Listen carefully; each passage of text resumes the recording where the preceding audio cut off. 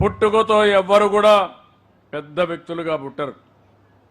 అందరూ చిన్నగానే పుడతాం, చిన్న కుటుంబాలనే పుడతాం. ఈరోజు అంబేద్కర్ గారు ఉన్నారు.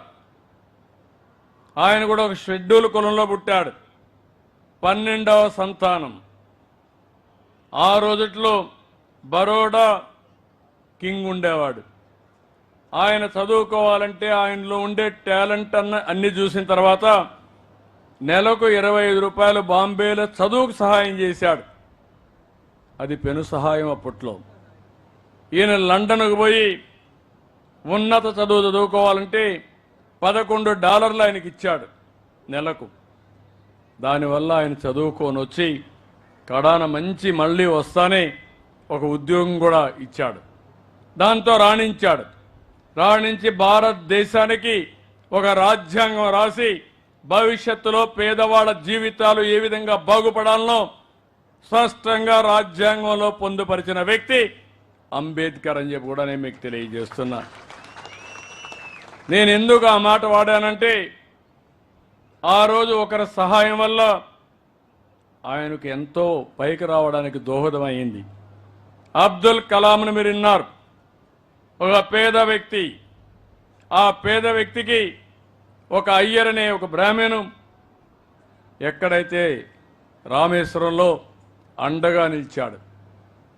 ఆ రోజు బ్రాహ్మిన్స్ అనేవాళ్ళు కింద నుండే వాళ్ళని చూడకపోతే కాదు ఈయనలో మంచి గుణాలున్నాయి, ఈయన్ని చదివిస్తే పైకి వస్తాడని శిష్యుడిగా చేర్చుకొని చదివించాడు. బ్రహ్మాండంగా దేశానికి గర్వకారణంగా అబ్దుల్ కలాం తయారయ్యే పరిస్థితికి వచ్చారు. ఈరోజు మన ప్రియతమ నాయకుడు ఎన్టీ రామారావు గారు ఉన్నారు. ఆయన మారుమూల క్రమంలోని మనమారిగానే పుట్టి ఒక చరిత్ర సృష్టించాడంటే, ఒక యుగ పురుషుడు అయ్యాడంటే ఆయన వెనకాల కూడా చాలామంది ఉన్నారు. నేను అందుకనే మీ అందరినీ కోరుతున్నాను, ఈరోజు నేను తీసుకొచ్చిన డబ్బుల కోసమే కాదు, సరైన సమయంలో సరైన సలహా ఇస్తే ఆ సలహా మీరు అవలంబిస్తే మీ జీవితాలే మెరుగవుతాయి, మీ జీవితాల్లో మార్పు వస్తుంది. నేను డాక్రా సంఘాలు పెట్టాను, 25 సంవత్సరాల కంటే ముందు పెట్టాను. ఈరోజు వాళ్ళ దగ్గర ఒక 35,000 కోట్ల రూపాయలు పొదుపు ఉంది. నేనే నేర్పించాను, రూపాయి మీరు పొదుపు చేయండి, నేను రూపాయి ఇస్తానన్నా. అంచెలంచెలుగా ఎదిగింది, బ్రహ్మాండమైన వ్యవస్థగా తయారైంది. ఇప్పుడు భారతదేశానికి ఒక ఆదర్శంగా తయారయ్యే పరిస్థితి వచ్చింది. ఈ సందర్భంలో ఒకటే మిమ్మల్ని కోరుతున్నాను, నా ఆలోచన, నా జీవితాశయం ఒకటే, పేదరికం లేని సమాజాన్ని చూడాలనేది నా జీవితాశయంగా ఎంపిక చేసుకున్నాను. పైనుండే 10% లేకపోతే 45% మనం తీసుకునే నిర్ణయాల వల్ల పైకి వస్తారు.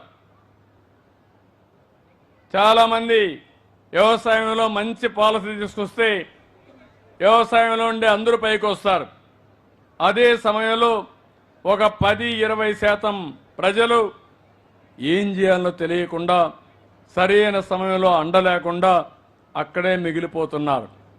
అలాంటి వారికి చేయూతనివ్వాలనే ఉద్దేశంతో నేను ఈ కార్యక్రమానికి శ్రీకారం చుట్టా. ఇది ప్రధానమైన ఉద్దేశం. టాప్లో ఉండే 10% మార్గదర్శకులుగా ఉంటారు, కింద నుండే 20% బంగారు కుటుంబాలుగా ఉంటాయి. ఇద్దరూ కలిసి ఒక పద్ధతి ప్రకారం అభివృద్ధి చేస్తే వాళ్ళ జీవితాల్లో ఒక వెలుగు వస్తుంది. అది చేయించడానికే నేను ప్రయత్నం చేస్తున్నా.